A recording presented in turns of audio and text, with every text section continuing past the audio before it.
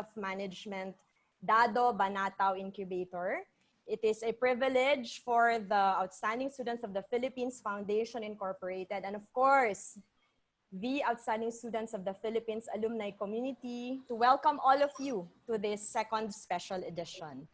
Let me channel in Nobel laureate economist, who I think is one of the greatest thinkers of our time, Mr. Robert Shiller.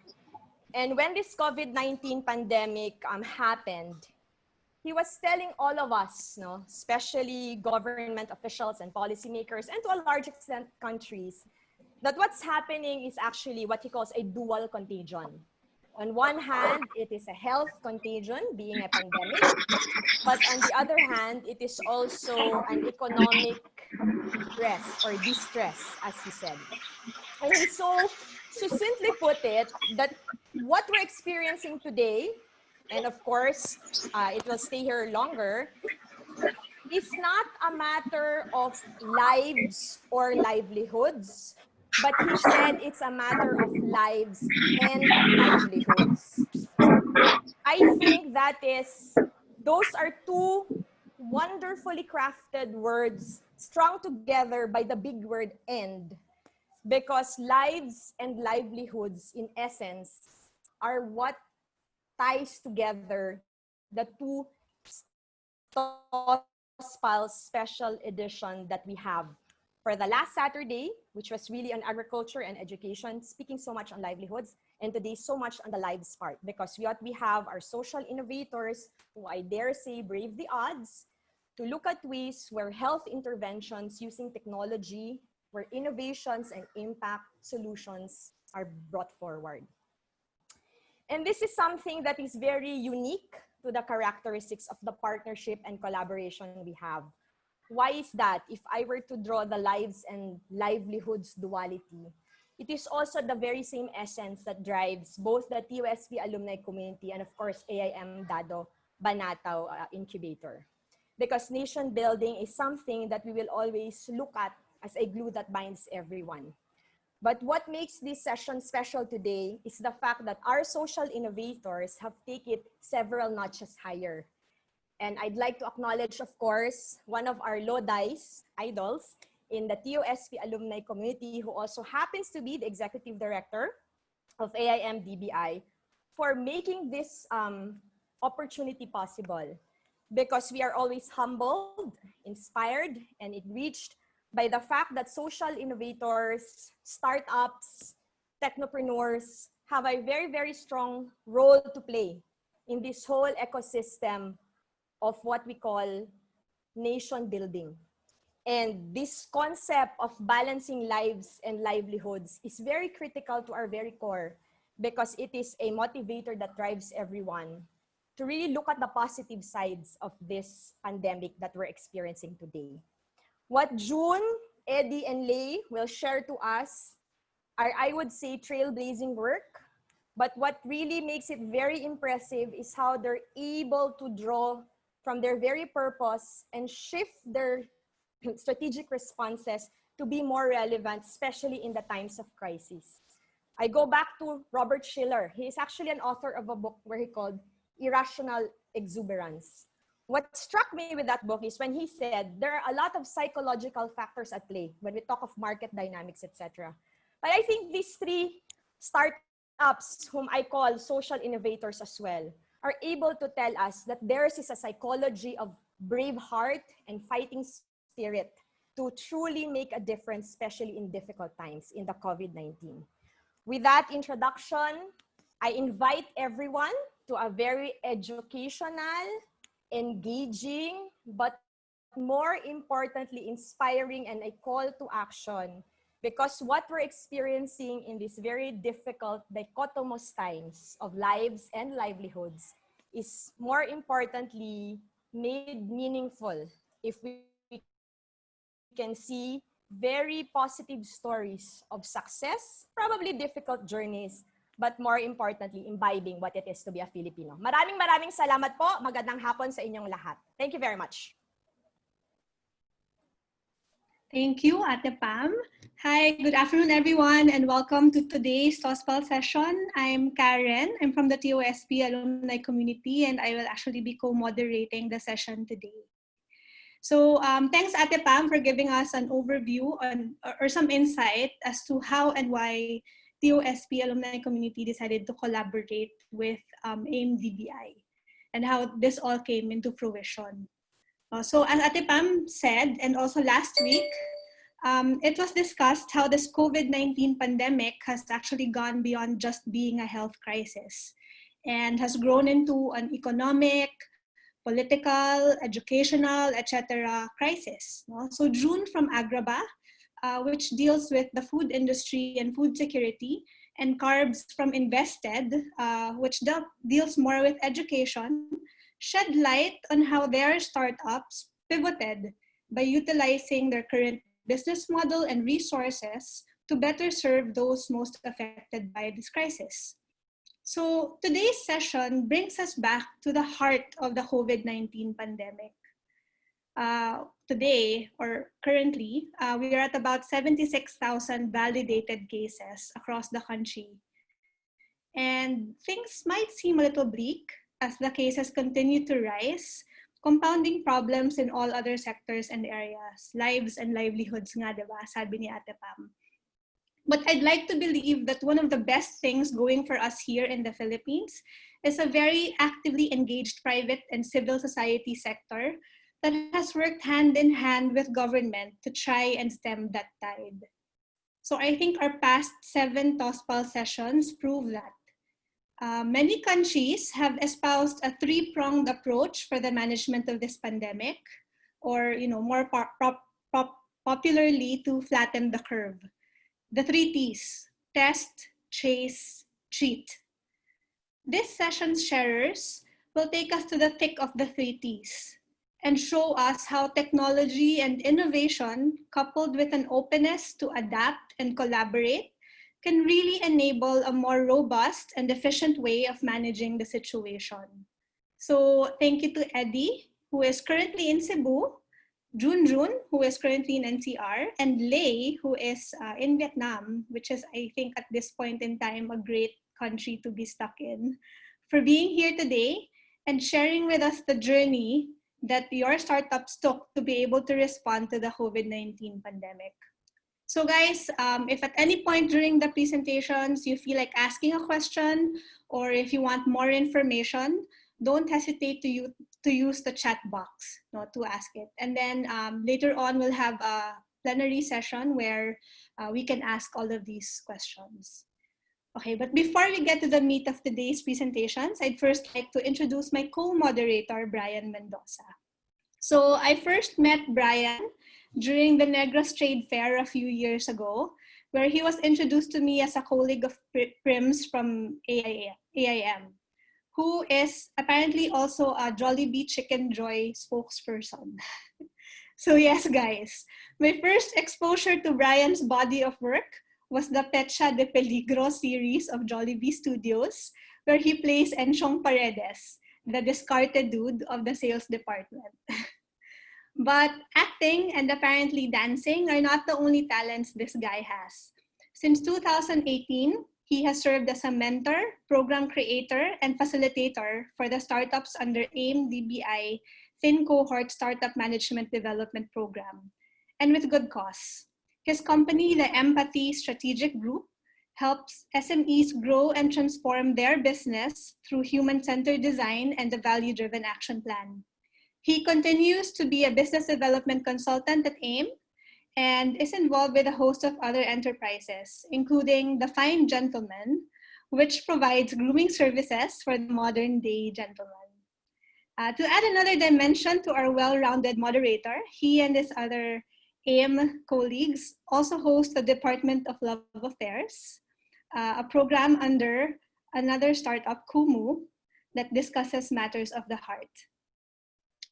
So a multifaceted guy who I'm sure will help bring out different perspectives from today's presentations. I turn you over to Brian, who will introduce us to AIM DBI and today's speaker. Take it away, Brian. Grabe. Naiya ako, parang hindi ko alam how to feel about your introduction. Parang I'm so flattered and I'm so shy. Okay?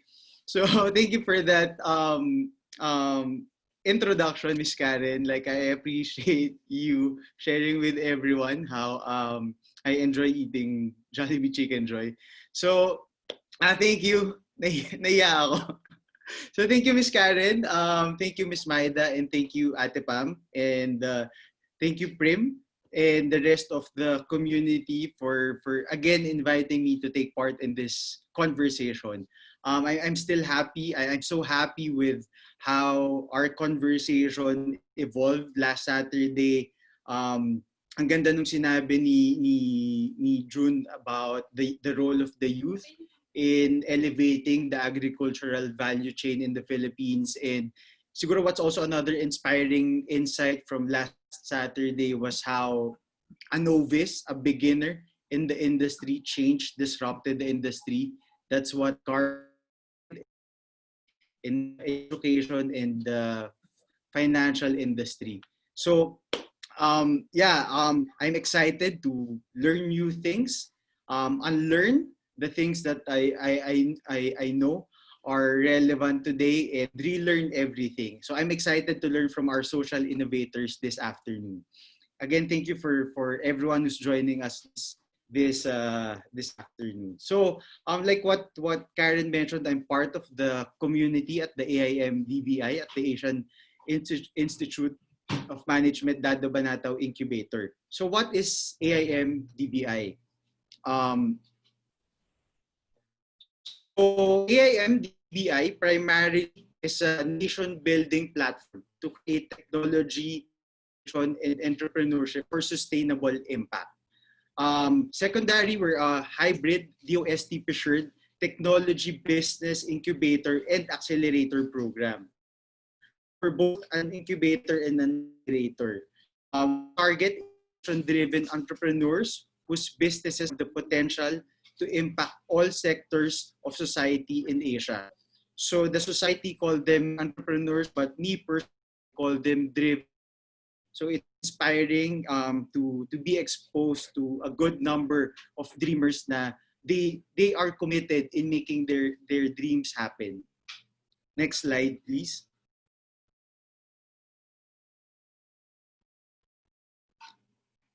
Next. Okay, so what's our North Star? What's our why at the incubator? So our goal is really to drive inclusive and long-term growth. Sorry. Yeah, previous slide. Sorry. Yeah, that one. Yeah, so our goal is really to drive inclusive and long-term growth in the Philippines through, again, technology, innovation, and entrepreneurship. Because our mission is to help provide solutions to current and emerging world problems, create jobs, and distribute created wealth in dispersed manner. Again, in everything that we do and in everything that we aspire, we want to make it sustainable and inclusive. Next slide, please. So how do we do that? How do we drive inclusive growth and long-term impact? How do we enable this nation building platform? So at the Dado Banatao Incubator, we've created, designed, curated a 12-month incubation program, and we call it Think AIM. So this is for select and qualified startup founders and startup businesses. So it is a rigorous progressive development curriculum focused on 7 startup development areas, namely brand and marketing, finance and business modeling, technology, management and operations, legal and corporate compliance, data science, and people and culture. So essentially, what we've designed is an environment that is challenging, that is very dynamic. And I think we're proud to say that in terms of, not only in terms of industries, but also in terms of the profile of our founders, we're a very diverse incubator.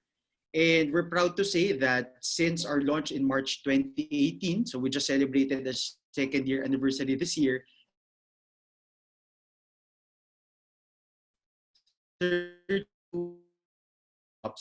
mostly awarded, invested in So these startups have created and supplied 304 jobs and counting across the Philippines. So we're very proud with how our startups have impacted the society, not only here in the Philippines, but across all of Asia. And another proud moment is to be used as a benchmark, as a blueprint for up and coming incubators and accelerators in the Philippines.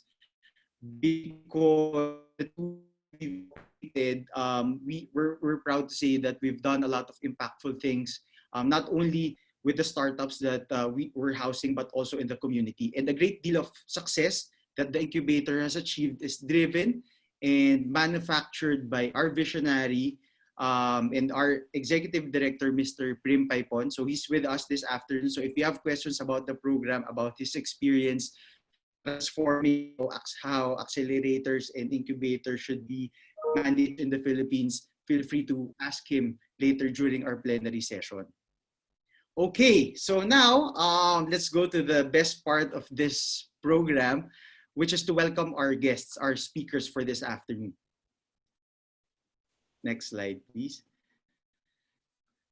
So contrasting, like what Ate Pa mentioned, what Karen mentioned, this afternoon's conversation will have a kind of different flavor. It will have a different theme. So we'll focus mainly on how startup entrepreneurs, how our social innovators sort of pivoted and introduced and used resources to help our country, our government to address and to manage COVID. So this is inspiring, this is motivating in a lot of ways. So for our first speaker this afternoon, okay, naalala ko pa yung first encounter namin with him, me and my mentors, nung first session namin with the incubator. Sabi namin parang itong taon na to, ang galing nito, like naiintindihan niya yung industry, yung lalim ng understanding niya of his space is very admirable. He understands everything on a granular level. And siguro what's striking, my key takeaway, engaging or having a conversation with our first speaker is his humility. He has 18 years, 20 plus years, 30 plus years of experience in the industry that he's in. But I'm not saying that he's old. He just started early. So he's a very experienced guy. And yun nga, what's striking to me is his humility to unlearn some of the things that help him succeed and have the curiosity, the humility to open his mind to new learnings. So Junjun is a private pilot, a mechanical engineer and a technology innovator. He has been in the IT industry, both software and hardware, for 18 years. He developed FAME transponders originally to solve tracking and monitoring issues in the aviation industry. But 2 years after that, he realized that the IoT, the Internet of Things device that he created, that he made, can also be used for tracking maritime vessels and fish documentation and for sending telemetry data from sensors. So if you can imagine, this man tried to innovate how our fisher folks, how our fishermen, how they do their jobs. No, so during the pandemic, his team was also able to create a different hardware to fight COVID-19. But his main venture is FAME, which is Futuristic Aviation and Maritime Enterprise, Inc. It is part of the AIM DBI Think Cohort 2018 program. And its mission is to make air and sea travel safer through its easily deployable and affordable general aviation and maritime vessel transponders. So I'll let him discuss how he transformed, how he used his resources at FAME to develop new solutions to address COVID. So calling in from Quezon City is the CEO of FAME, Mr. Junjun Fetizanan. Okay, so good afternoon, everybody. Can you hear me? It's better. Yep. Okay, so yeah, good afternoon. I'm Junjun Fetizanan of Futuristic Aviation and Maritime Enterprise, or FAME. We are actually in the business of uplifting the lives of fishermen through our maritime transponders. let me share to you how me and my team make use of our technology to create devices to help fight COVID-19 in our country. Next slide, please. We create transponders that transmit telemetry data using the LoRaWAN network for aircrafts, boats, and even sensitive sensor data. Before the pandemic, our daily routine was to install transponders to fishing vessels to be used for tracking and monitoring. The technology quickly evolved and is now also being used for fish catch documentation and traceability. So we would know exactly where our fishes are caught and when it was caught. But on March 12, 2020, while we are in Lagonoy Gulf in Bicol installing transponders, the news broke out. We are going to be on lockdown. So immediately, all of us took our flights back to Manila and Jensen and followed the protocol set by government. But while working from home, we had several questions in mind. How can we use our platform to help fight COVID-19? As engineers, what type of hardware can we make? What are the major issues where we can really help? Next slide, please. In a matter of weeks, our first COVID-19 project is running. Together with the OST, we designed a smart specimen collection booth equipped with our sensors so it can be used by our country for testing. In just 1 month, we were able to deliver 132 specimen collection booths to different hospitals around the Philippines. This is with the help of the Office of Civil Defense, Philippine Air Force, and even Philippine Coast Guard. We opened up our design so others can replicate the design that we created. And we are proud to say that it is also being used right now in Ethiopia, in Africa. Next slide, please. Another project that we are working on is called RUA. In Hebrew, it means breath of God. It's an automatic respiratory support actuator made of available parts, including our own transponder parts. The device can be used to help patients breathe while waiting for a ventilator to be available. With the help of medical experts and other experts from different universities, we formed a discussion group to be able to help us develop further. We are now on our third prototype, complete with a remote interface to help frontliners avoid having physical contact with the patient. But there's a problem. Last June 25, the World Health Organization just announced that there is already a shortage of oxygen equipment around the world. We now know that COVID-19 patients die and their organs fail because of the lack of oxygen in the body. The world needs more oxygen equipment more than ever. Next slide, please. That's why we developed RUA 2.0, or now we call it RUA O2, Automatic Oxygen Concentrator. It's a portable and modular device that can compress and concentrate the amount of oxygen in the air and deliver to the patient continuously.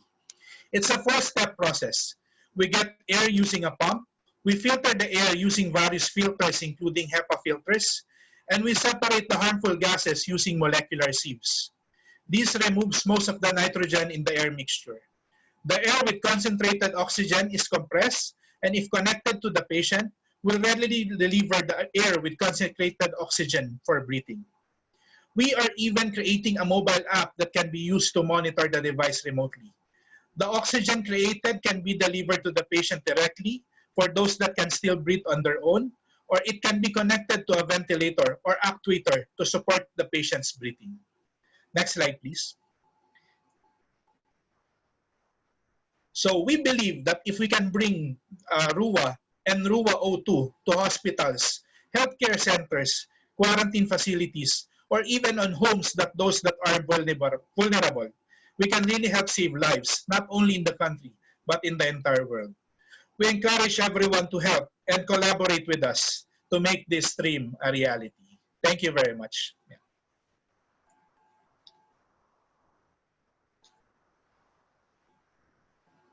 Thank you. Thank you, Junjun, sir. So, guys, if you have questions for Sir Junjun, please type them in. So we'll gather all your questions for our plenary discussion later on. So what an inspiring pivot from Sir Jun. Okay, so now for our second speaker, I would say nerd man. He listens first before he say anything, and in the startup world, he is considered as a gem. And maybe because he's very cerebral in terms of how he approached things and how he dissect everything. And that trait makes him a hacker by training, a good hacker by training and by heart. Aside from being Payroller's CTO, he is also the founder and former CEO of MyCab, a taxi hailing app. He is also the AVP and head of research and development at Nextix and a co-owner of a local restaurant in Cebu. So we talk about being in a slashy organization that we are a lot of things. So Eddie, our second speaker, is the perfect epitome of a slashy individual. So he's doing a lot of things. He finished both his bachelor's and master's degrees in IT at Cebu Institute of Technology. He's the CTO again of Payroller, and Payroller is part of the AIM, was part of the AIM DBI Think Cohort 2018 program. Payroller is a comprehensive end-to-end solution that streamlines, automates, and integrates a company's HR and payroll processes in a full suite system that covers the entire employee life cycle from recruitment to retirement. Just like what Fame did, they also pivoted and introduced a new solution to help our country address COVID. So I'll let him discuss that in detail during his presentation. So calling in from Cebu City is the CTO of Payroller, Mr. Eddie Ibanez. Hi, maayong hapon from Cebu. I hope everyone is safe and healthy. I'm Eddie, Payroller CTO. Let me just introduce you to our startup a bit.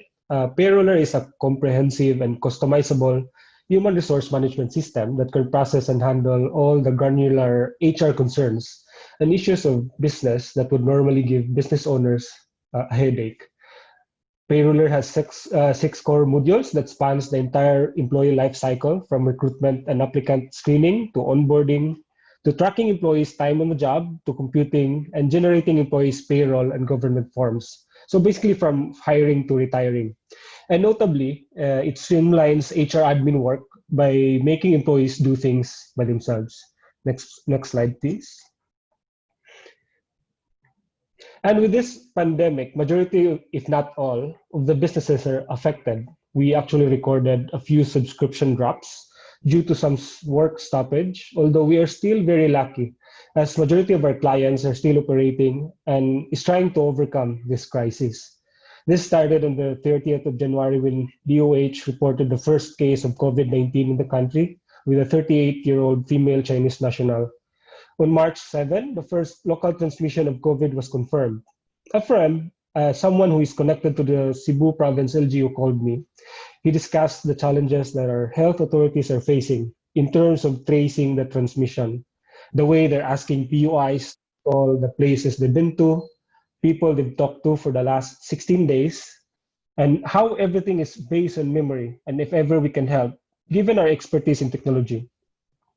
With this presented problem, we conceptualized a solution and created an application for a week. In the middle of March, we launched the first contact tracing app in the Philippines, which is WeTrace. Next slide, please. So we created an application that basically notes all of our location history via GPS, and it plugs all device connections via Bluetooth to smartphones that has the same app, without asking for any personal details from the user. WeTrace works by assigning a unique QR code to each user and starts to note its location and Bluetooth connection history. The contact tracing module works with or without internet. The moment that the user is tagged as a PUI or PUM, health authorities can then advise the user to sync its data to the WeTrace server, then proceed to scan the user's QR code, displaying the list of devices that the person came in contact to for the last 16 days. Next slide, please. Upon discussion with the Cebu province, the system was adopted and some modules were added to improve the system. We added the symptoms tracker, wherein users can send questions or even report symptoms via the app, and a newsfeed that will let the LGUs and health authorities push information into the app. We created a partner app as well for health authorities that will enable them to encode QR codes for POMs that are required to do home or hotel quarantine and do the monitoring via web dashboard instead of the authorities checking them face to face in where they were housed. Next slide, please. However, like with all contact tracing apps, it's a challenge to encourage usage and adoption, with the exception of China, of course. And it is not just us. Singapore has reported only a 35% adoption of the population, and Iceland has reported only 40% for the respective national contact tracing apps. Experts have said that to be effective, at least 60% of the population needs to be on the app. But really, the key to this contact tracing apps working is a targeted deployment in communities that seeks to directly benefit from it. Examples are airlines, commercial establishments, schools, and of course, workplaces. Workplaces because it has a direct impact on business continuity. And there are already some companies trying this out. A leading bank in Italy has mandated the installation of the contact tracing app on all of its company-issued smartphones, which is an automatic adoption of 40% of their population. That being said, we have integrated WeTrace into Payroller, which means Philippine companies will now have access to this kind of technology for their workplace. We added this into our Empower app, along with our daily health monitoring checklist that will enable companies monitor their employees' well-being. Thank you everyone for listening, and dahil salamat.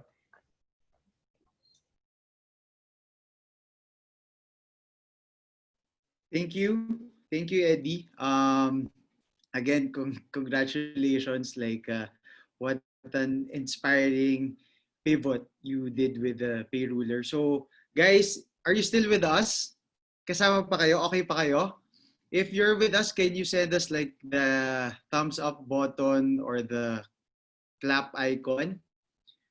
So if you have questions for Eddie, Payroller, and sa pivot nila, please type them in the comment section so that we can collate all of your questions and discuss.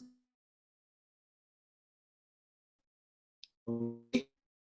So for our third speaker this afternoon, next slide please. Yeah, so for our speaker this afternoon, just like last Saturday, and just like in real life, we believe that women have the last say. So our third speaker for this afternoon is another lady boss, another woman idol. Okay. So Lei is a top graduate of community development at the University of the Philippines, magna cum laude. Okay. She also studied social entrepreneurship at the University of Connecticut as an academic fellow of Young Southeast Asian Leaders Initiative. She has 7 years of experience working in the public sector focused on social development and youth leadership. She also spearheaded a regional youth program promoting 21st century skills powered by the National Youth Council of Singapore. So as you can see, our final speaker is very much into the public sector and she's very young. And it's amazing how she's able to do all these things at a very, very young age. Just like our first two speakers, during this pandemic, her team also sort of pivoted to help our government deal with COVID. So Lei is the CEO of AI for Gov. AI for Gov is a government technology startup that helps local governments improve service delivery and promote citizen participation. AI for Gov was part of the AIM DBI Think Cohort 2020 program. So our lady boss and woman idol for this afternoon is calling in from Saigon, Vietnam. Let's all welcome Miss Lei Motilla. Hi. Yan. Hi everyone. Nahiya naman ako. Ayan. Sige po. So thank you Brian for the introduction. So as he said, we're a GovTech. Hello. Hello. Yan. Okay. So as he said, we're a GovTech startup. And then the inspiration for AI for Gov is really coming from our experiences as public servants in national and local governments. So we were the bright-eyed millennials as well na frustrate sa government. Kasi while we're having our 8 to 5 jobs serving in the government sector, in the SWD, at the barangay level, as SK, and some of our teammates are here, our co-founders are here as well, so shout out to them.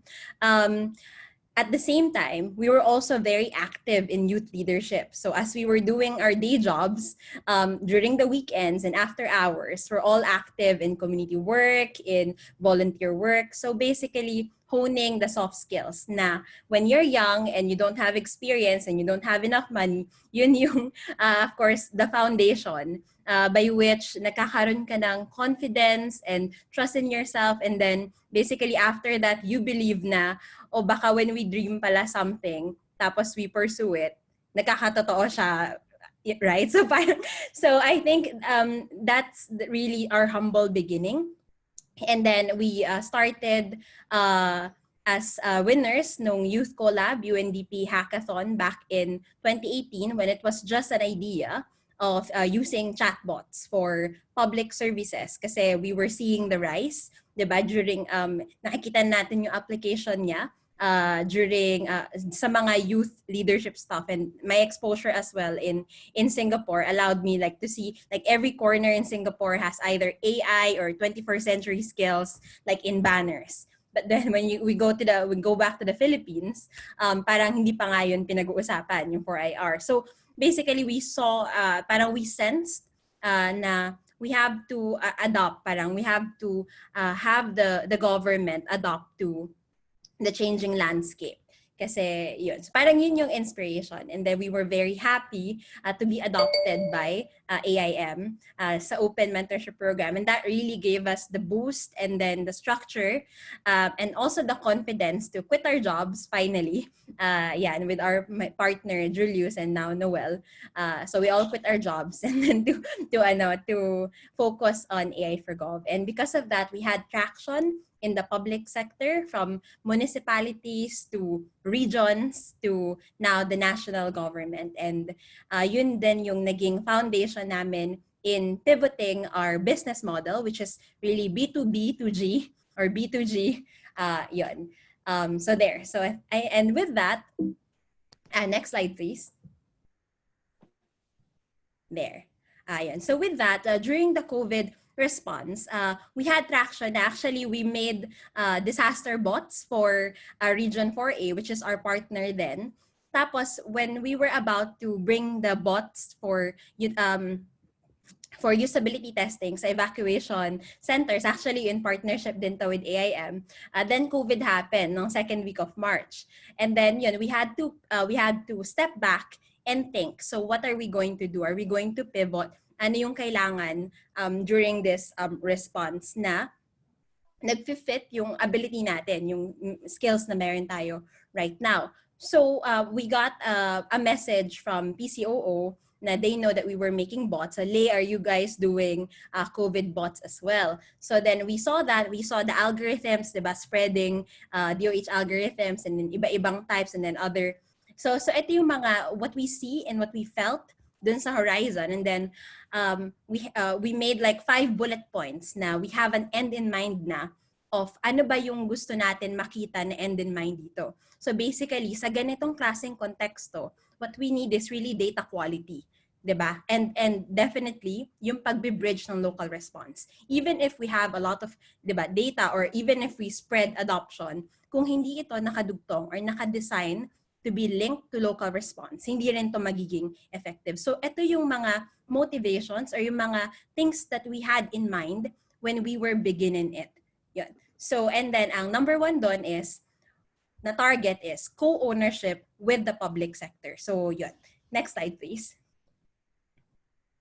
Ayan. So with that, ito na yung nag-encapsulate kung ano ba yung naging main product. So can we play the video?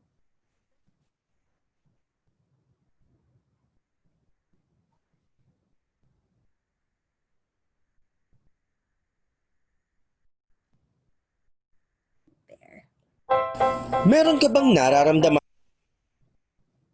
pero di ka sure kung ito ba ay sintomas na ng COVID-19? Don't worry dahil andito na si Kira, ang kontra-COVID chatbot ng Department of Health na maaari na ding gamitin ng mga taga-Carmona para mag-self-assessment. Di na kailangan pa na lumabas ng bahay dahil gamit lang ang inyong cellphone o computer, pwede nang makausap si Kira. Pwede siyang makausap sa pamamagitan ng Facebook Messenger, Viber, o direkta sa Contra COVID PH web app ng DOH. Pagbukas ng napili ninyong mode, pwede na kayong magpakonsulta kay Kira gamit ang self-check o self-assessment. Kung ang gamit mo ay Facebook Messenger, i-redirect ka nito sa web app ng Contra COVID PH ng DOH.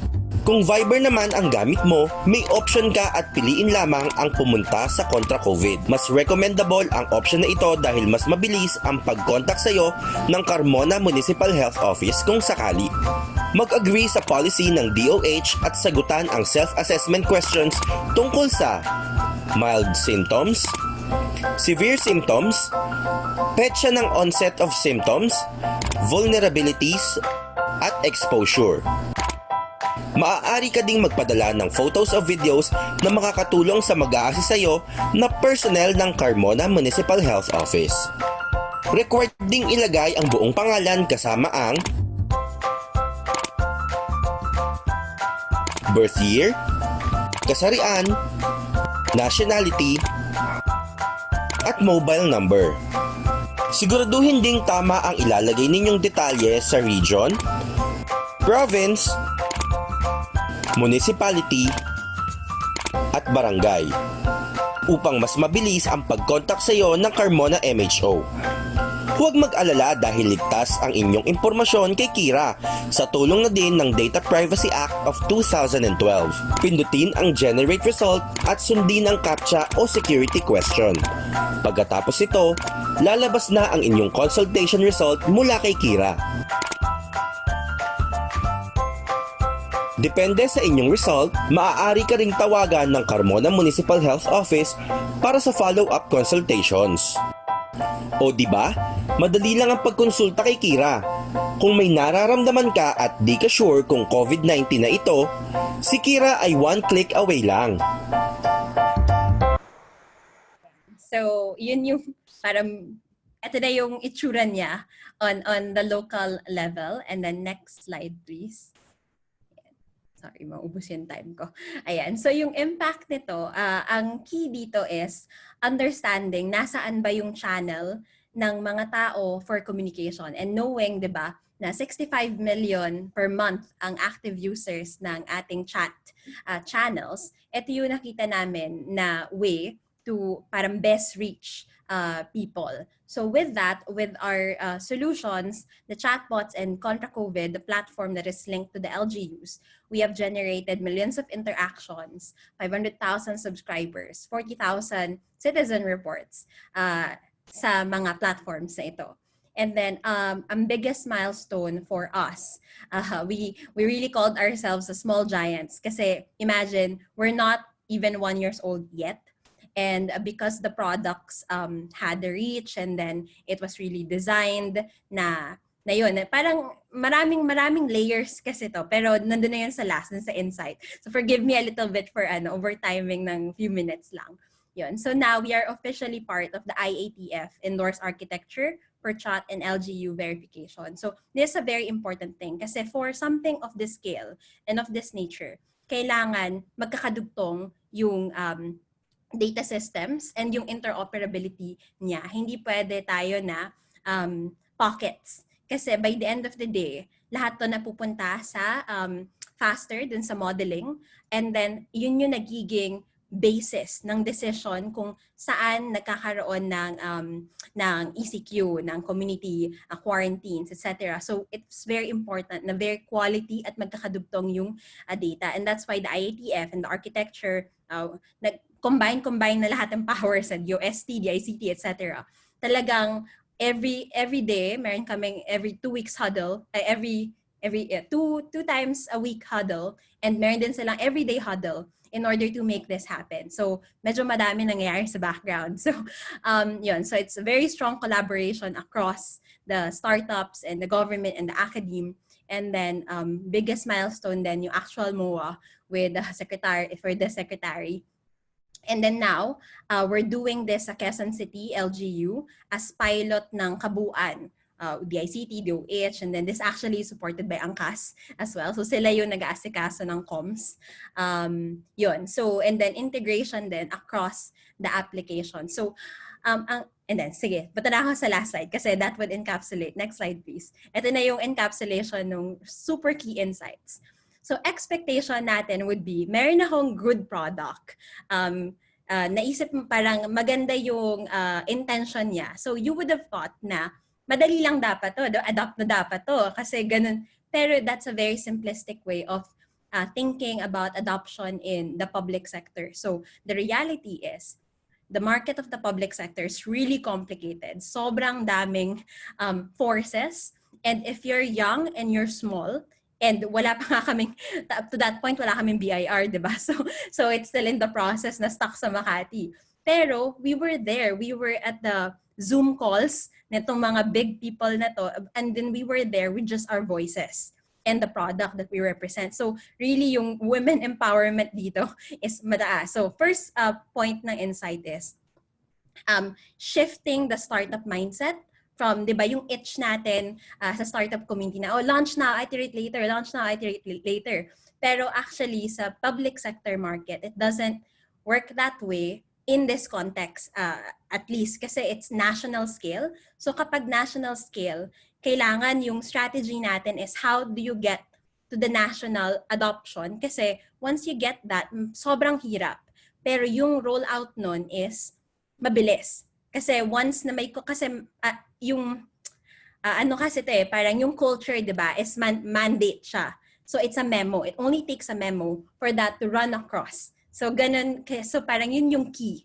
And then the second one naman, sorry, dun lang sa first one. Mahirap yun actually, 'di ba? If you have the product, naging struggle talaga sa amin to kasi noong una parang ready na yung product March 15.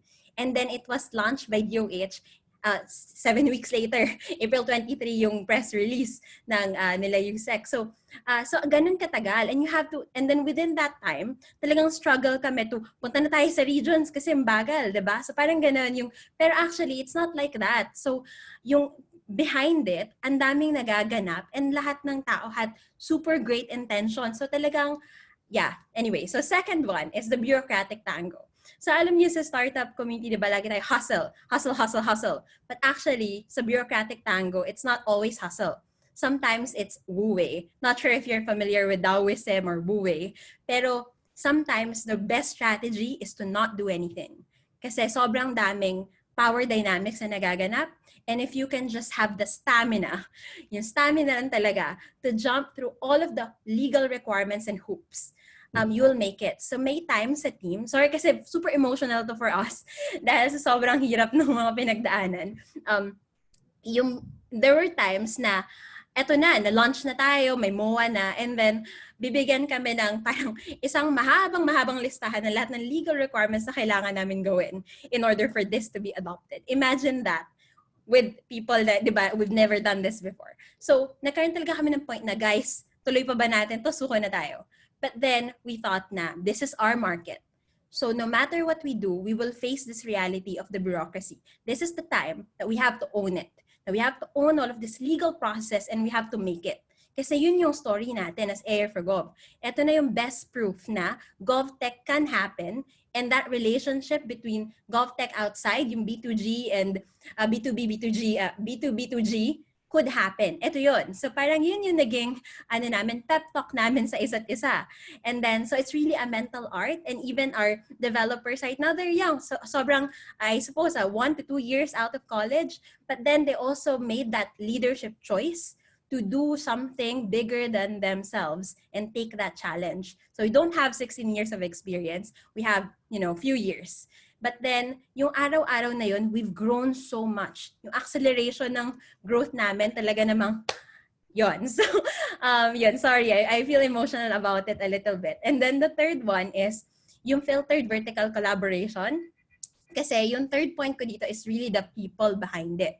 So you have your patients internally, you have your dealing with the bureaucracy and respecting the institutions, and then the third one is the people behind it. So ang best learning namin dito is, for every step that we took, merong mga tao we've collaborated with that really gave us the boost. So there was Aya with Kira, and then Facebook. So sila yung magkakasama, and then nag-collab kami, and then boom, that happened with Viber. So when we began, merong 11 tech startups, even international tech startups that went to DOH offering the same chatbot offering.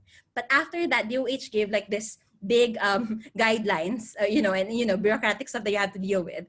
And then we were left with 3 startups na lang from the 11, even the international ones. And then from there, talagang stamina siya. And then right now, we were faced naman with IATF accepting us or denying us. And personally, we even felt some bullying, a little bit of bullying. Pero the product remained. So parang the product spoke for itself. And then yun, so parang we were adopted, and then suddenly people na we don't know, strangers, nagkakaroon na rin ng bonding across UH, bonding across private sector, bonding across yun. And then it's quite beautiful talaga kasi. Pero yun, so ito yung trust systems across. And then lastly is yung gender and power dynamics na if you had eyes that are trained dun sa part na yun, you'd really have that understanding na, this is not just a matter of, value addition, pero it's really, yung power dynamics na nagaganap dito, the gender dynamics. And talagang as women, talagang kailangan mong go yung flow. So we can't be so aggressive, pero alam mo yun. So parang, anyway, so that's just to give you the story of the background behind all of these na sa outside, sa front end, you can just see a chatbot na named Kira na nakalugtong sa local governments, but underneath it is a whole story of all of the struggle. But on top of this, to end this sobrang overtime is yung character.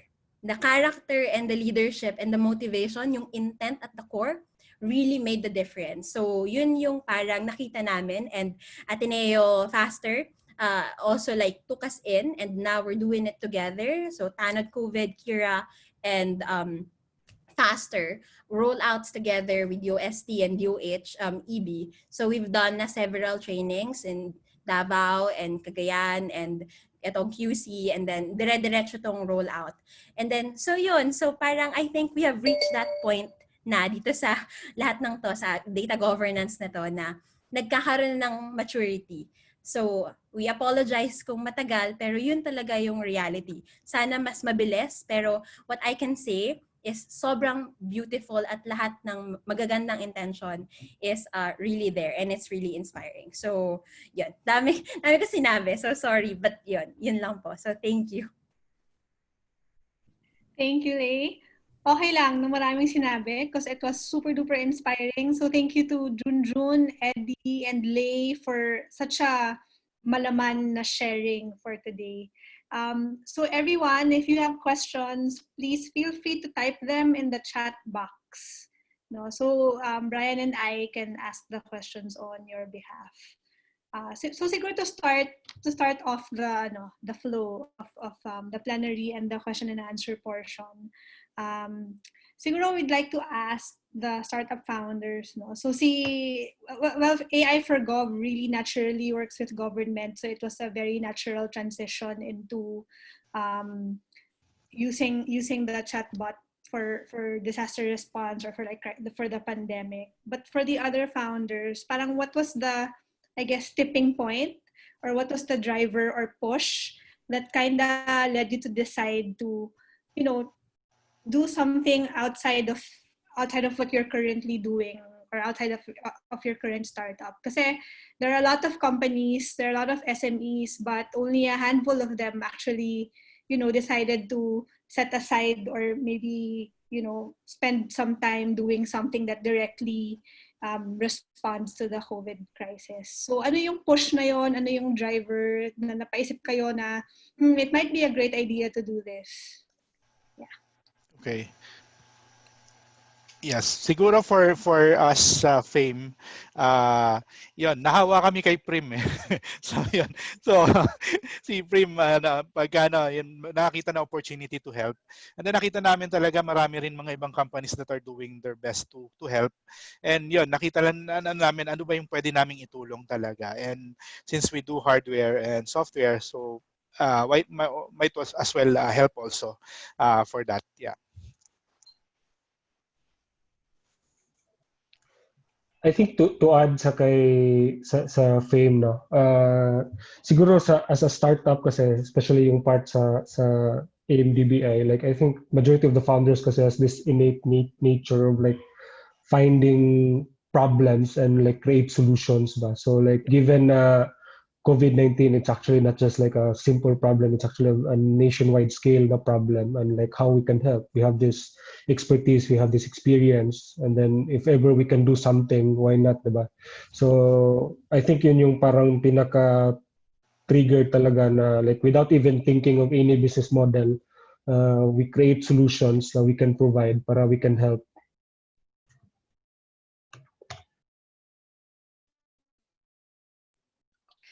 Yeah, you mentioned na parang the startups have this innate, and this is for all the founders. The startups have an innate, siguro characteristic to kind of look at the problem and think of solutions for it.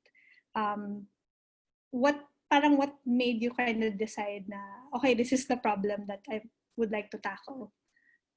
So what were the considerations that you guys had for that pivot of your business model? I think for us, no, like sa WeTrace tsaka sa payroll learner group, it's basically our existing technologies, that we have. Kasi basically this is the problem na nakita namin na we can immediately like deploy a solution. For example, like I think we created the first model and launch it in just a matter of week kasi we have this technologies now already in place, and it's just a matter of like reconfiguring it to be a solution to a particular problem. So yun yung parang pinaka reason, since yun yung parang ma-reach sa arms namin ba, arms length na pinakamadali. Yung sa amin siguro basically nag-decide kami tatlong areas yung plano naming pagtulungan sana na so basically una is on the tracing side, then yung sa ventilator side, and then yun sa yung specimen collection booth side. So yung una, yung sa tracing, kasi basically hardware yung inano namin, ang naging namin doon, challenge namin, ang hirap kumuha ng parts kasi sarado lahat, walang import, ang hirap kumuha from outside. So ano yung mga readily available parts na meron kami, and ano yung readily available parts na pwede namin makuha para magamit. So doon nagsimula yung RUA, so we made use of a manual ambu bag, and then using the hardware that we have, yan, gumawa kami ng prototype. On the naman dun sa specimen collection booth, tama-tama naman DOST is looking for a design. So we submitted our design, and yan, na-approve siya. Ayan.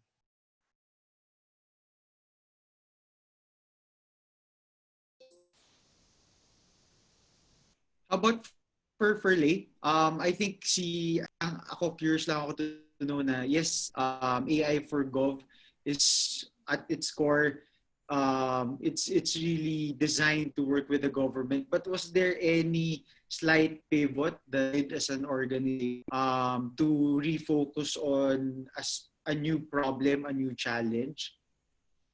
So Lay? Yes, so definitely yung pinaka-core namin is making chatbots. Dun kami nagse-specialize as a technology. Pero for the first time, bigla kaming nag-pivot to health. So parang I think none of us are really health experts or health advocates at the core. Pero yun, so parang yun yung situation, and in this sense, we didn't see it as a parang health to, and then pag health di tayo kasali dyan kasi hindi tayo health people, but we saw it as may kailangan sa public service. May public service need. So what do we do to enable the government do better? So yun yung parang pinaka naging motivation behind it, and the fact that we had privilege, diba? So may privilege. So kapag ka may privilege ka, that's what we always say, kapag may konti kang privilege at meron kang sociological imagination, it's always your social responsibility to do something. Kung hindi, wala kang kwenta. Joke lang. So, pero alam mo yun, so that really yung mabigat na responsibility na yun. Yun. So. Thank you. We have a question here from Miss Abiko. This is specifically for Sir Eddie. Yung question niya as a whole really tackles the importance of building platforms today. So parang I'm sure we're all familiar that most of the startups now are really in the platform business model. So Lay and Junjun, feel free to chime in lang, no? So the question is really, is WeTrace app an algorithm technology to trace contact and gossip similar to Facebook or LinkedIn? So nagmamatch ba siya ng interest and event attended with the advertisers, etc.? So basically, the foundation of the question is, to my understanding, si Miss Abby kasi nasa mental health. So she wants to understand how she can connect and bridge like-minded individuals who are passionate in that space. Yeah, I think sa amin, kasi I think related kasi to sa parang pinost ko, no? But basically, the contact tracing actually na platform that we have, it's not based on like gossip, but based on actual na location na where you've been to. Na example, kasi we're actually like automating the saving of your location data. And if wala ka namang internet and then you cannot sync that location data, then it has like a Bluetooth capability that will parang check din sa like 2 meter, 4 meter radius mo, sino yung mga malapit na tao that has the same application. So yun yung parang pinaka-system niya. It's a location and device connection tracker, no?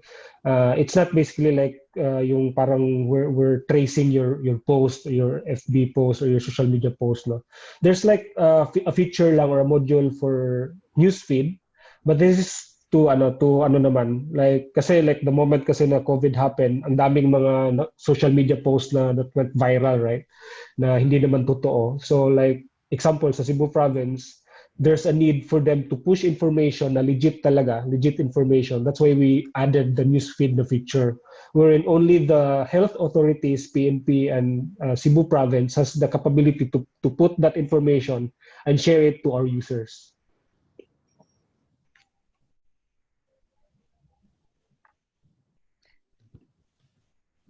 Merong additional from Lay or Junjun? Okay, I hope that answered your question, Abby. Siguro another question somebody had asked, but I'll just generalize it a bit, no? From Noel and JR, is how was it like working with government? No, so si Lay gave us some insight on their experience with doing the bureaucratic tango and working with government. But for WeTrace and for RUA and for the specimen testing booth, was there resistance that a private organization would come in and help in the process? Or did you have to deal with a lot of red tape or anything of the sort? Or was it a more like healthy collaboration between organizations? Yeah. Can I answer that first? Ayan. Yeah. So for us, lagyan ko lang ng context yung Bali, may passive surveillance, tapos meron kayong tracing, and then merong active contact tracing. So yun yung parang 3 differences niya. So for Kira contra COVID, we're at passive surveillance. Ito yung symptoms tracking, ito yung mga susceptible na people. Once nag-test sila and then they get confirmed, dun palang magsa-start yung close contact tracing. So minsan kasi the public confuses the contact tracing as yun or the other, pero may difference talaga siya. And then to answer naman yung question, so working with the government, isa yung clear for all the RITF architecture. Yung core would be, this will all be donated to the DOH. So parang ang sinettle, that was settled straight from the beginning. Na parang yung architecture will have to be hosted and owned by the government. So parang ganun yung and then of course you would ask, so paano yung business model dun kung i-donate niya sa DOH, 'di ba? So that's where the sort of GovTech B2B2G comes in. So kung public sector to, merong iba na meron ding interest sa public sector. So na stakeholder din nila 'yon. So what we did is we found the development partners, hi UNICEF, ayan. So we found the development partners na interested to help, na yun naman yung kanilang reason to be. So then, we presented the solution to them. Are you willing to partner? Parang, eto na yung key. Nandito na kami sa puso ng DOH. Are you going to support us or not? So parang dun naman namin nakuha yung funding required to support this project that will be donated here. So hindi siya straightforward na we had to bid and then may mga red tape, but really more on finding the neutral sources of funding that will deliver the same output.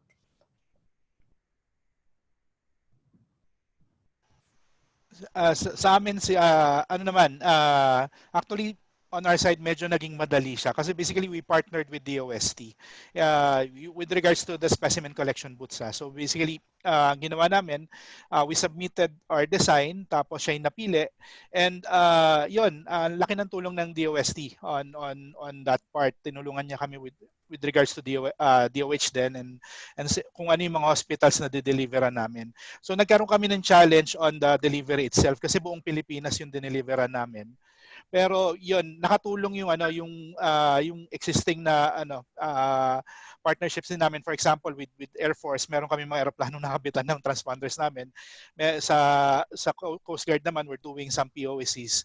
So nung kinailangan namin ng tulong, tinawagan lang namin sila, and then yun, talagang hinanapan nila ng schedule paano mapapasok sa C-130 nila, paano masasama doon sa barko nila.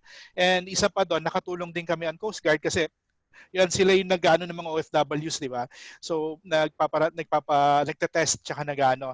So they have the mega facility, di ba, yung ginagamit nila. Iba yung gumawa ng mga boots noon. But doon sa pier mismo, kulang yung boots. So yun, natulungan din namin sila kasi we created boots for them. Parang pinahiram namin yung boots sa kanila para magamit nila on testing the OFWs na nandun sa mga barko naman.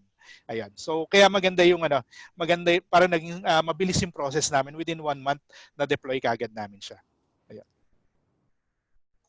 I think sa side naman, just to share as well, actually sa LGU level, Cebu Province and the whole Region 7, it's not that hard. Madali lang siya talaga. Kasi I think we have networks na kasi din here. Kasi my startup before, it's a heavily regulated industry. So like we're always communicating with the government agencies.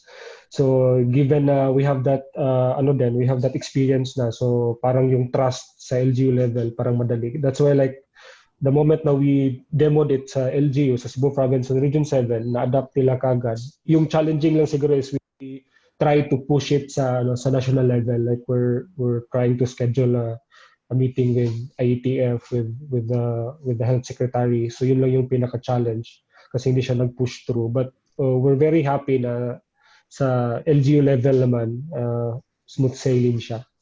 Like they help us kasi I think my question dito with the Google Play Store na requirements, an App Store. So actually they've helped us a lot in terms of like creating like even an EO and executive order and like yung documentation na kailangan for us to get approval sa mga marketplaces. Yeah. Thank you. Siguro just to follow up lang, since we're still in the theme of working with the government.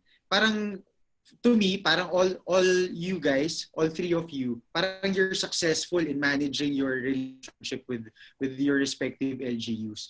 But I think for someone, or siguro for some of our participants today, baka you can give, let's say, a one piece of advice lang on how to start that relationship. Kasi si Noel Del Castillo asked about, I think there is finding ways to set meeting with DOH, but I think they're having some difficulty getting that appointment. Kayo, obviously, you're successful in managing them, plus managing the innate challenges of working with the government. Siguro one key success factor that really allowed you to have this relationship, fruitful and thriving relationship with your respective LGUs? Sige, ako muna. Ano ba? I think yung service, so they can filter yung service-orientedness. So that's definitely key kasi and then yung pagiging mabilis, yung timely delivery, and then yun. So parang I suppose dun kasi sa pinakita namin, at least sa experience namin, we were really fast, and then we were there and we were willing to really go all out, wagas-wagas, ganyan. So parang naging natural filtration siya. And then yung stamina, kasi at the end of midstream, talagang magi-give up ka. Give up ka talaga sa dami ng legal and bureaucratic requirement. So, yun. Pero talagang stamina. So, if you want to serve, stamina talaga. Yun. I think to add kay Lay, no, sa experience kasi namin, it helps as well na syempre you have this network kasi we cannot deny naman the fact kung ano yung ecosystem ng Philippines, no, in terms of like politics and government, the dynamics, no. So it helps din na merong network. Yung sa amin nga example for WeTrace, knowing kasi na this is the thing that we're doing here sa Cebu. So parang some agencies kasi calls us kung like ask help if we can do something. Like example, even sa transportation, not just sa healthcare. So they parang it's like a consultation ba. So yan yung nangyari actually sa WeTrace na like they discuss the problems and ano yung ma-help namin. That's why I think ito yung parang naging way na parang mabilis yung pag-adapt. So yeah, network is very important na meron kang at the very least parang people you know that can help you parang give them an ear ba sa mga solutions mo. And then, sorry, magdagdag lang ako na isa pang important insight on that. Pero ano siya, kailangan kang gumawa ng portfolio. So in our experience, parang we made the bet in different, like this agency, that agency, this LGU, that region. So kailangan meron kang portfolio of bets. And then one of them would click, then 10 of them won't. So parang, pero dapat ready ka din to accept na kahit na gumawa ka ng wagas sa pusong prototype, buong buo, parang, parang high value na siya. Tapos biglang, the secretary won't approve it or this bureaucracy won't approve it. Okay lang, parang carry lang, dito tayo sa kabila. So parang ganun yung attitude on government relationship. Siguro on my side naman yung yan, mapakita mo na sila na committed ka doon sa gagawin commitment actually.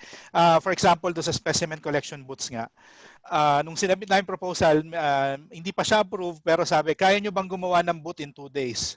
So para gawing prototype, actually 4 na booths pala yung gagawin namin in 2 days. So with the inspiration kay Prim na gumagawa ng mga na nagawa rin na yung mga buildings kagad na mabilis. So yun, kinasabi namin kaya namin. Actually, nung sinabi namin kaya namin, wala pa kaming parts. Sarado lahat ng hardware. Saan kami kukuha ng plywood? Saan kami kukuha na ano? Pero we were able to deliver kagad.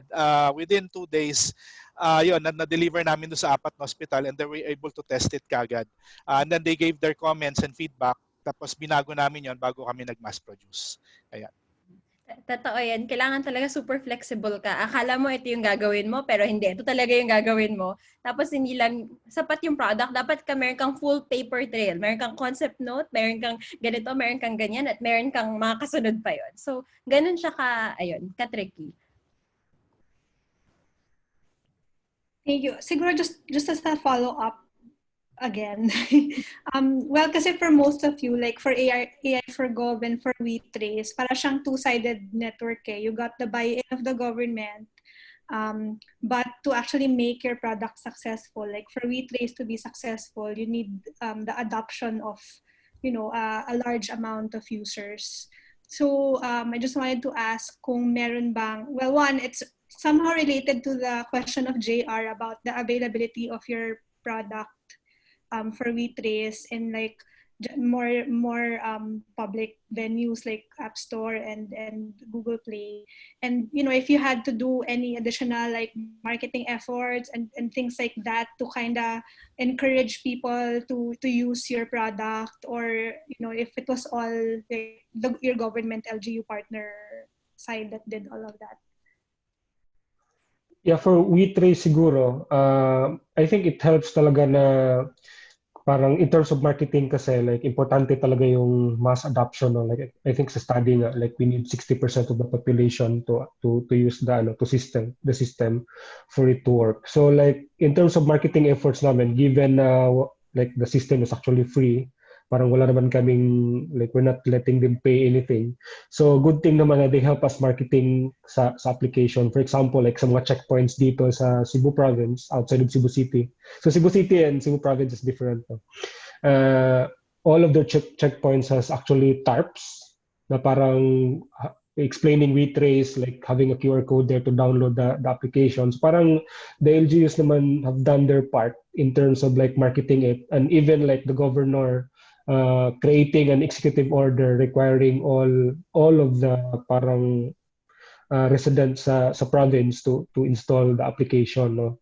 I think in terms of usability niya, it makes perfect sense sa yung mga targeted na deployments namin. For example, yung mga outside of Cebu, example OFW or foreigners coming from international flights coming in sa Cebu province.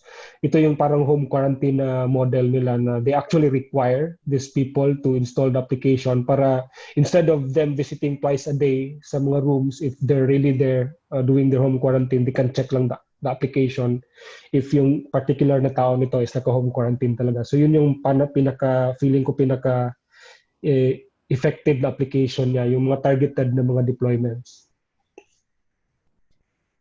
For us naman, we've experienced big support from the private sector. So yung Facebook and Viber, they both supported millions worth of ads sa both of their platforms to support Kira and DOH.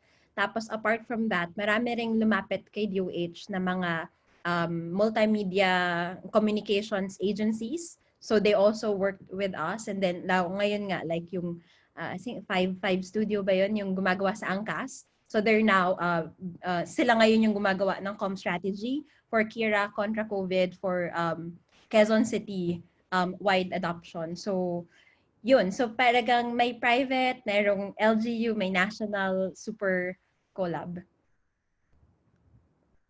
Thank you.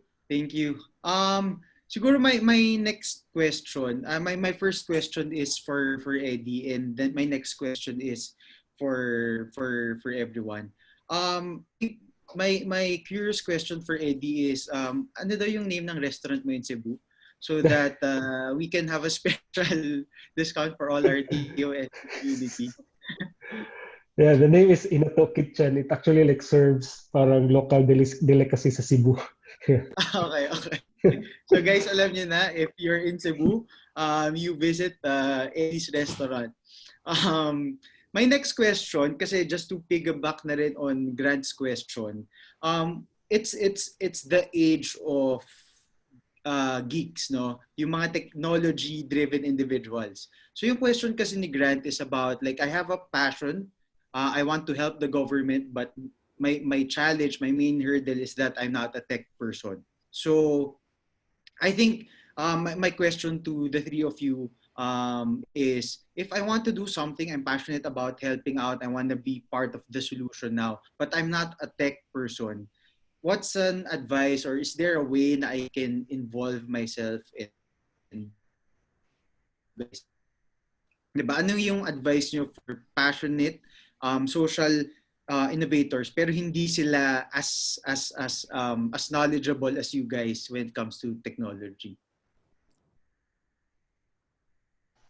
Okay. Siguro on our side naman yung suggestion, for example, do sa RUA project namin. So it's basically a ventilator, and we're not even doctors. So yun, we try to find experts na para magbigay sa amin ng advice. And then right now, ang kagandahan doon, maraming groups sa FB na you can join, and then you can actually collaborate with it. For example, for us, for the ventilator part, meron tinatawag na Vents for Philippines. So ito yung mga grupo ng mga engineers, tsaka mga universities, tsaka mga doctors na nagtutulungan, nag-uusap-usap kami kung ano yung best practice na pwedeng gawin. Tapos because of that also, na nagbigay kami ng sulat sa FDA, if ever, para lang just for this pandemic, if they can reduce the parang yung number of yung time na para ma-test yung mga devices, kasi 'di ba, because of the pandemic kailangan mabilis tayo. So yun, nagkaroon ng memorandum yung FDA na sige, just for this pandemic, ito yung mga guidelines, sundin nyo, we can actually make this happen. So ganun siguro yung mga expert advices. May lumapit sa akin, siya, sikat na graphics artist, ayun. Pero nung sabi niya, hindi ako techie, pero baka makatulong ako sa logo mo. So basically, he created the RUA logo for us. So yun yung mga ganung klase. Open naman, on our side kami, open kami for collaborations. Kahit hindi on the tech side. Yeah.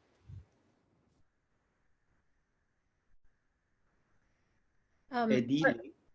For us naman, so hindi ako computer science or computer engineer and community development person. So siguro a little bit like Carbs, 'di ba? Na I'm coming from not the iba yung pagtingin. Pero what you need, yung parang pinaka-critical is to understand na hindi ko yung center of the universe, 'di ba? Kahit ikaw yung may idea, and you need a team. So here with me is Julius and Noel, super talented com-sci and computer engineer people. Talagang yung everyday namin is talagang yung UNDP projects, and then yung DOH projects, and they're super talented. And then I think what pulls us together is yung service-orientedness. So itong dalawang to, talagang alam ko na kaya namin hindi matulog to deliver with quality for those projects. At talagang game na game sila, at talagang they learn. So parang hindi nila familiar yung technology na to, and then they would learn, and then they will just impress you. So yun yung mahalaga. Find the team na parehas kayo ng puso, so and then everything's possible. Yeah, to add lang, like, talaga yung, grabe ka-important talaga yung collaboration, lalo na sa mga ganito na projects, given the timeline then that you need to deliver. No? For example, sa team ng V-Trace, actually, we're actually divided into 3 teams. So number 1, first team is ito yung tech team. All of these 3 teams are actually like volunteers. So parang puso talaga, like, they're not even like asking payment to do this thing. So yan yung sa tech team natin. And then we have this yung sa design team naman, so anything graphics, you can see the posters, like PNP posters, DOH posters. So yan yung naman nila, yung scope nila. Then we have this PR team naman, like that takes charge of the comms. So yung tech team actually is just 1/3 part of the whole team. No? So like not necessarily na dapat tech team ka for you to create something. So like find something lang na you are passionate in, and like you can join and collaborate and help those people, kasi like hindi naman to technology lang na game eh. Gusto ko yung you are not the center of the universe. Talagang leveraging experts and leveraging collaborations, no, with people who know. Yeah. But siguro just to continue on with the tech vein, somebody asked kasi, like given your expertise in technology, or being that you are currently in the tech space, one of the most challenging things now is the shift of education to the online platform. So what are your thoughts on this? Do you think that the student life cycle system will be affordable for schools? And then just tech-wise, or what do you think, how do you think the government should prioritize this issue on education in the time of pandemic? Meron kami actually project na related to it already.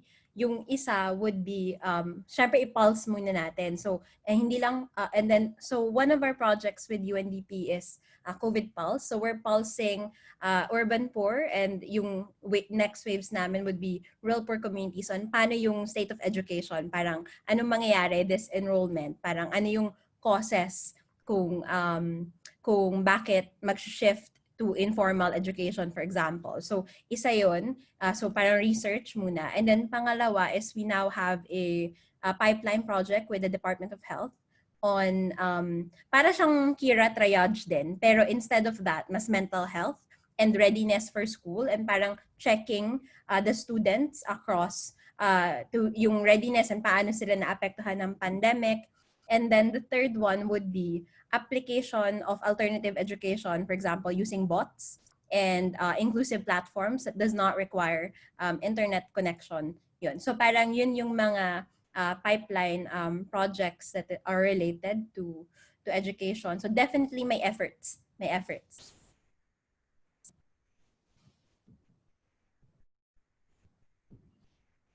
Sir Junjun, Eddie? Yeah, siguro yung sa akin siguro po promote ko lang 'yan. May mga startups kasi na gumagawa ng mga ng mga online learning na ngayon meron silang tinatawag na mga boxes na ginagamit. Yun, sa tingin namin yun yung best. For example, yung meron kang parang maliit na server. For example, front learners, they're doing that. They actually have a box. Nako-connecta ka, para ka nag-internet pero offline lang siya totally. So, tingin namin malaking tulong yun. On the hardware side, kasi mostly hardware din kami, yun yung malaking tulong na pwedeng gawin sa barangay level or LGU level. Yeah. I think to add sa side namin, it's not really like pure parang education, no? But we're actually using the same engine, the learning management system na engine to parang, so ito yung mga ginagamit sa mga schools for online, diba? But like, surprisingly, meron kaming deployment ngayon that is applicable sa healthcare. So I think Unilab is one of our clients. They're using the platform para to enable their med reps reach out their doctors. No? So parang din siya na application. Just like student and teachers, no? Like even other industries are actually adopting this particular setup na sa LMS na system to parang still carry on with their day-to-day na targets. So, yeah. Wow. Parang to me, you guys, you three are 24/7 doing your thing. So, which is, I think, is very inspiring, no? Pero parang listening to you, parang napapagod na rin ako. Parang sobrang dami yung ginagawa all at the same time. So I think with that, no, last Saturday we talked about work-life balance kasi the founder, CEO of Agraba was starting also his family. Siguro my question is about balance. So I think one of our audience, one of our participants also siguro work balance. My question is, parang you're so invested with your new business model, with your new product which is really COVID focused. So my question is, does this mean that your main business, your core business, naka-pause ba siya ngayon? Or if hindi siya naka-pause, if you're still pushing your respective startups, how do you balance your existing business model, your existing startup with your new startup? Okay. Siguro on our part, yun, hindi kami huminto doon sa aming ginagawa sa boats. So basically, continuous naman yung tracking ng boats. And isa pa, we're doing fish catch documentation and traceability. Medyo naputol lang siya during the pandemic kasi dahil nga doon sa transfer ng mahirap yung logistics. But nung medyo nagluwag na, we were able to get yung ngayon kasi yung sa area namin doon sa tinatrace namin yung mga tuna, so seasonal siya, so ngayon nasa Bicol na siya.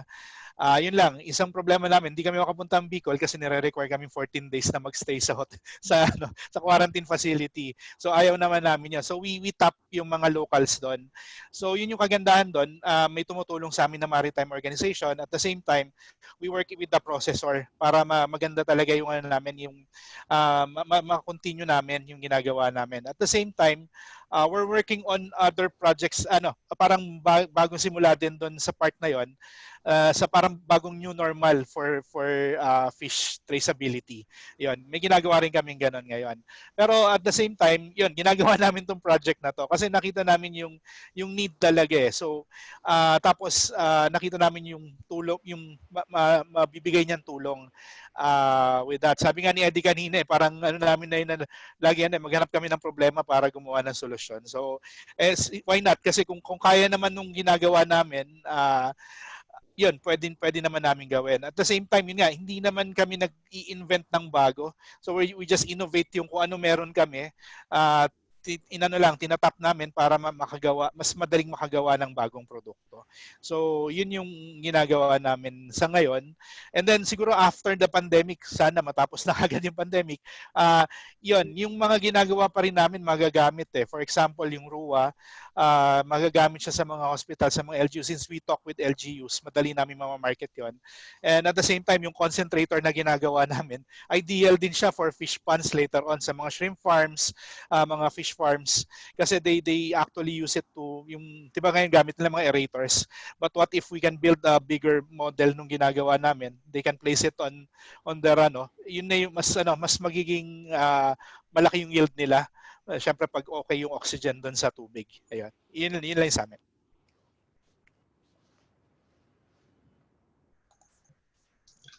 I think for me, just to share lang, siguro for the last mga 3 months with this pandemic, experience-wise, I think in terms of workload, parang mas marami ata yung workload ngayon versus the normal one. Kasi like, especially like sa tech, no, like all you need is just your computer. So parang pagkagising mo, trabaho kagad, tas sleep, tas pagkagising mo, trabaho ulit. Parang ganun. So parang ganun yung nangyayari. And then in terms of our example for payroller, for our startup, there's actually so many needs na kailangan ng mga employers namin, especially na majority of their employees are now working from home. So we have to parang fastly create these modules to support that, na yung mga wala sa system before, kailangan siya meron na, example yung task tracking, remote task tracking. So we're adding that sa system namin. No? So parang ano pa rin siya, parang parang mas more load siguro in terms of to-dos with this pandemic. So hopefully this will be done na para we can return to our normal lives. Yung sa amin naman, we made it the business, I suppose. Naging center na siya nung ginagawa namin. And then, yung mindset na lang namin, shift namin into ano yung value nitong nangyayari ngayon. Kasi we're not, may income naman from all of these. And then, naging learning talaga siya. So parang, this also made us more confident on dealing with enterprise level sa GovTech innovations, and then it gave us the credibility as well. Now we can deliver. So parang we're no longer young and and noobs, but now we can be proud to to work with, 'di ba, yung super legit na interoperability systems, iba't ibang API. So talagang big learning siya for us. So yun, naging core na siya. And then with the balance naman, minsan pinag-uusapan din namin yan, pero definitely wala nang balance. Wala na talagang balance. Pero I'm very grateful with the team na yun, even yung self-stamina din, yung character inside on managing it. And then I suppose, niloloko na lang din namin yung mga sarili namin na, ikigai to, ganyan. So parang, okay to. So, yan, kanina umaga, si Noel, I think at 2 a.m., nag-send ng random ikigai message to our group, si Noel ng effort. So parang, okay, so ganito niya pala, mini-mental process yung kanyang everyday coding. So, yun. Hi, Noel.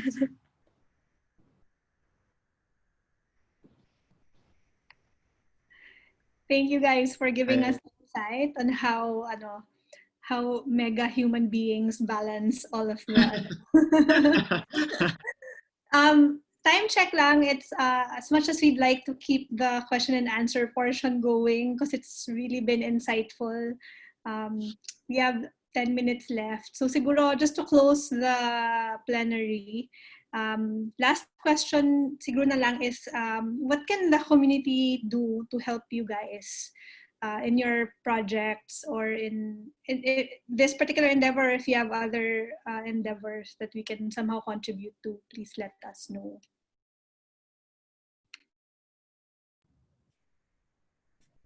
Sige, for us, yun, you can go to the Department of Health page and then talk to Kira, do a self-check.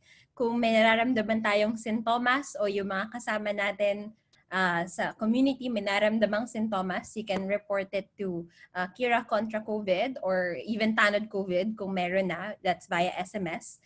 And that will all lead to the same case management. And once na mag-roll out na, then that would be connected to your LGUs as a case management system. So I think yun. So ano lang siguro, a little bit more patience for national rollouts kasi nasa pilot pa lang ang IATF right now. But yun. So yun. Kaya gusto ko lang i-explain. Marami talaga siyang effort. Nakakainis, I know, yung slowness. Pero yun talaga yung reality ng government. Sana may better leadership ng, alam mo yun, parang talagang acceleration, parang tanggal lahat ng bureaucracy. Pero right now, we don't have that. So, dun tayo sa, yun, the bureaucratic tango. Siguro on our part naman, yung aming specimen collection booth, ginawa namin open yung design na yon. So if there are manufacturers or may gustong gumawa noon, you can download it from the DOST website and then we can help you on those things. So tapos pwede niyo ibenta, pwede niyo gawan ng bagong version. Okay lang sa amin yon. So we did not inopen talaga namin yon para magamit. At the same time, ganun din sa RUA, yun din yung target namin if we can actually open it later on para marami din makagawa and then makatulong. Tapos yun, on the RUA and the RUA O2 side din, we're still on prototype since mahirap maraming challenges on the testing. But kasi talagang tao yung kakabitan mo nun eh. Before we can actually even put it on a person, may rules na yung government natin to do that. And all of us are going through that rules. Yun, we're in need of experts then. If there are experts here who can actually help us validate yung aming mga ginagawa, we're very open for your help. Thank you. I think sa side namin, so sa dalawa, no? So number one is sa wheat race. Yung target kasi namin ngayon is like yung targeted na deployment. So if your LGU needs help in terms or need this parang system or application para ma-implement sa inyo, so you can actually like introduce us to them para we can help with them. And then sa payroll or sa promotion, like if you know some businesses, SMEs, that's what we're targeting, that needs our services as well, like feel free to connect us.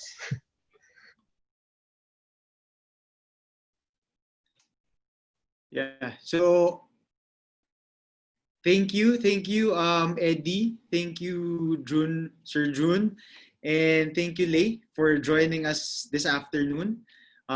It's very inspiring, very insightful, and it's not calling you just innovators or startup founders. Parang it doesn't do justice sa ginagawa nyo in your respective industries.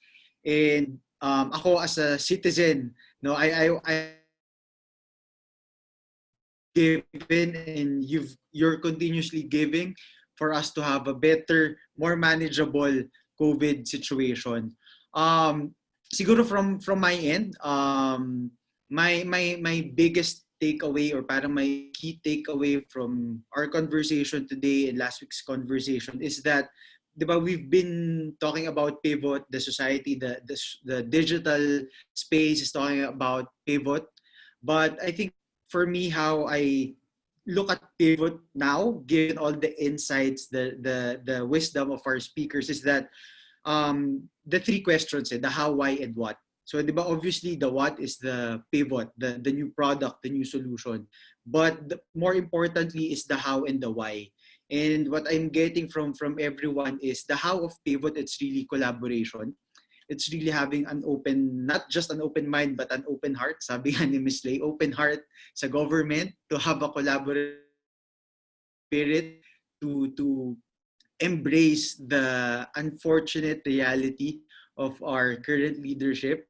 Um, but yeah, it's a work in progress. It's a work in progress, and we need to help each other. That yes, there are people more at fault, but end of the day, we're still one country, one nation.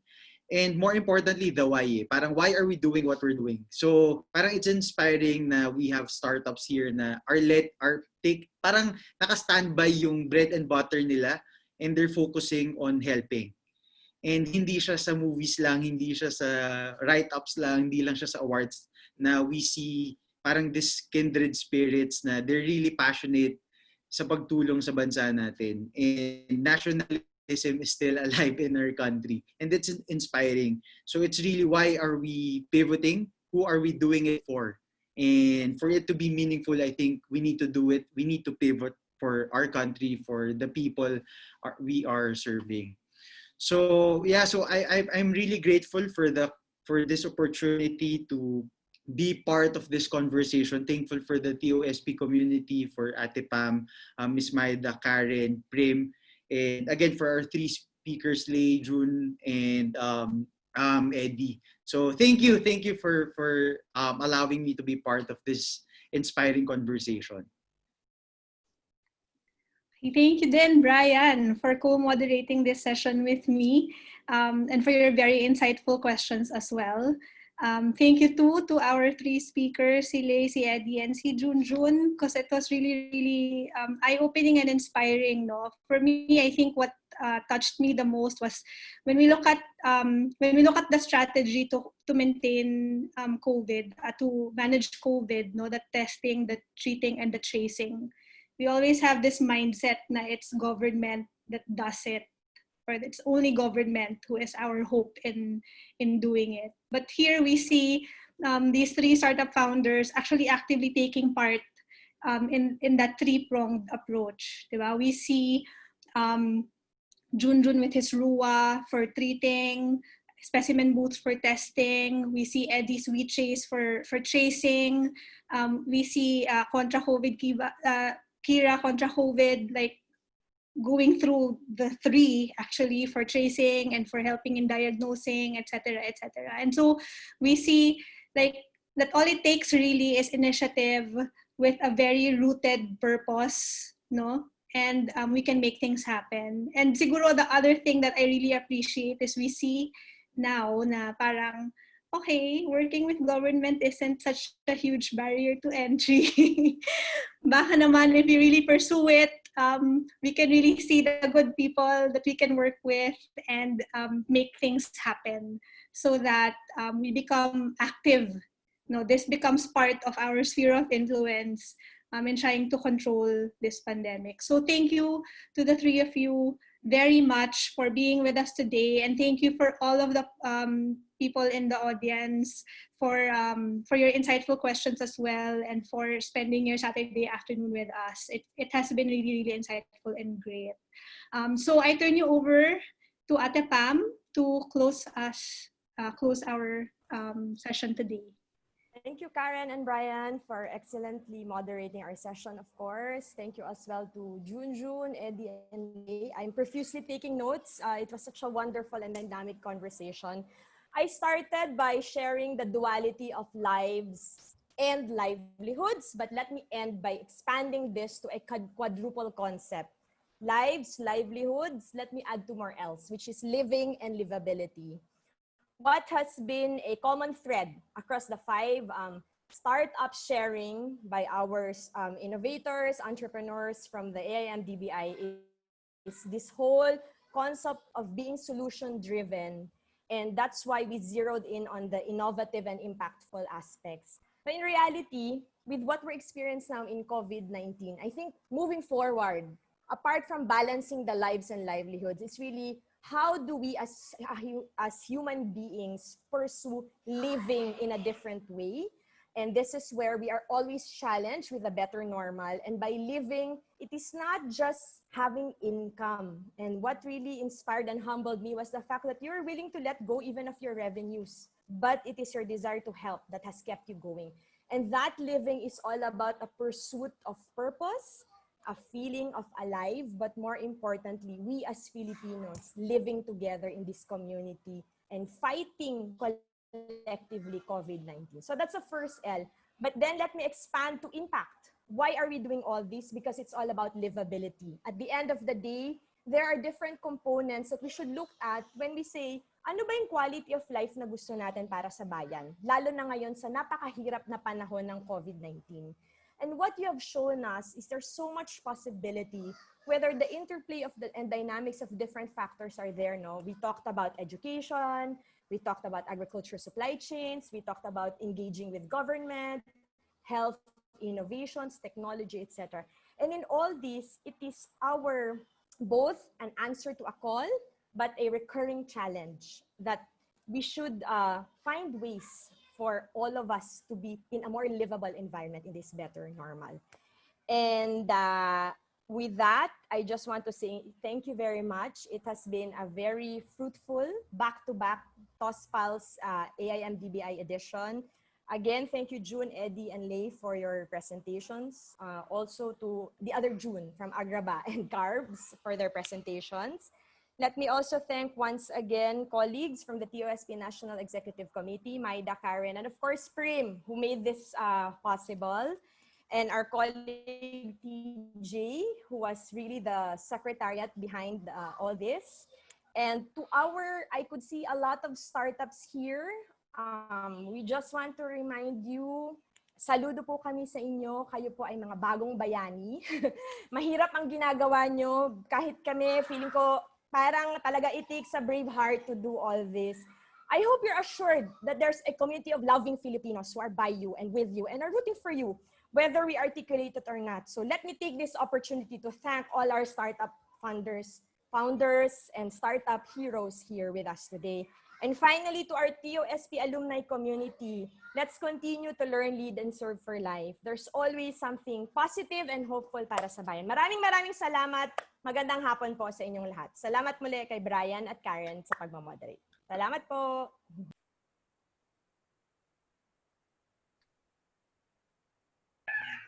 Yeah. Thank you. Thank you. Thank you po. Thank you po. Thank you. Thanks, everyone.